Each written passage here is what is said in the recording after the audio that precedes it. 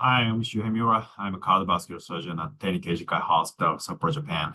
I'm going to talk about my published paper. The title is Initial Two-Day Blood Pressure Management After Endovascular Aneurysm Repair Improves the Midterm Outcomes by Reducing the Incidence of RA types and leak.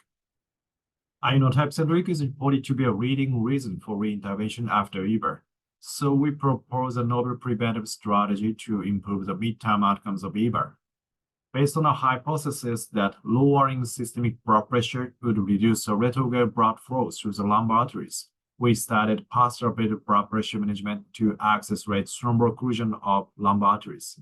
Specifically, the patient's systolic blood pressure was strictly controlled below 120 millimeter mercury for only 2 days after EVAR. Our clinical data suggested that this novel management is practically simple method to provide lower incidence of types and leak and facilitate aneurysm sac shrinkage during the midterm follow-up. Thank you for your listening.